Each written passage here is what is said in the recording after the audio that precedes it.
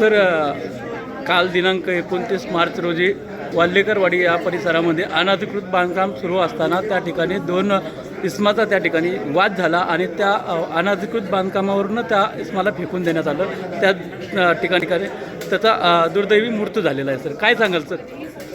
ही अत्यंत दुर्दैवी घटना आहे. आपण माझ्या निदर्शनास आणून दिली आहे. अनधिकृत बांधकाम रोखण्याबाबत आमच्या स्पष्ट सूचना आहेत. बीट निरीक्षक असतील किंवा खालचे जे अधिकारी आहेत, वॉर्ड ऑफिसर आहेत, सगळ्यांना सूचना आहे. अनधिकृत बांधकाम कुठेही होऊ द्यायचं नाही अशा सूचना आम्ही दिलेल्या आहेत. जर अशी कुठे घटना ही आपण सांगता ती घडली असेल तर त्याचा निश्चितपणे चौकशी करून त्याची पुढे काय त्याच्यामध्ये पोलीस केस झाली की नाही वगैरे त्या सर्व बाबींची तपासणी केली. सर या संदर्भामध्ये अशा अधिकाऱ्यांच्या संदर्भात काय सांगाल सर? ऑफिसमध्ये एखाद्याला फक्त नोटीस द्यायचं काम दिलं असेल तर त्याचं काम फक्त नोटीस द्यायचंच आहे. त्याच्यामुळे बीट निरीक्षक आहेत सर ते. पण नोटीस देऊन मगच ती नोटीसची मुदत संपल्यानंतर मग अनधिकृत बांधकाम तोडायची कारवाई करतात.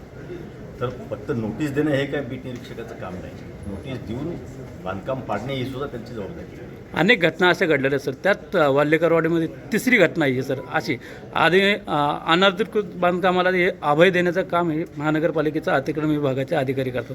यांच्या संदर्भात आपण काही ठोक उचलणार आहेत का? मी आपण बघितलं असेल, मी चार्ज घेतल्या सगळ्यांना सांगितलं होतं की याच्यापूर्वी जे अनधिकृत बांधकाम झालं असेल किंवा अतिक्रमण झालं असेल ते तर पाडणारच आम्ही. परंतु याच्या पुढे आता जर कुठे नवीन अनधिकृत बांधकाम सुरू झालं एखाद्या बीट निरीक्षकाच्या वॉर्ड ऑफिसरच्या एरियामध्ये किंवा अतिक्रमण कुठे नव्याने सुरू झालं तर त्याची जबाबदारी त्या अधिकाऱ्यांवरती देखील आम्ही निश्चित करू. आता सध्या भोसरी चक्रपाणी या भागामध्ये सुद्धा अतिक्रमण म्हणजे अनधिकृत बांधकामाला खूप गती मिळालेली त्या ठिकाणी. खूप बांधकाम होतं त्या ठिकाणी अतिक्रमणासाठी. त्याचं काय?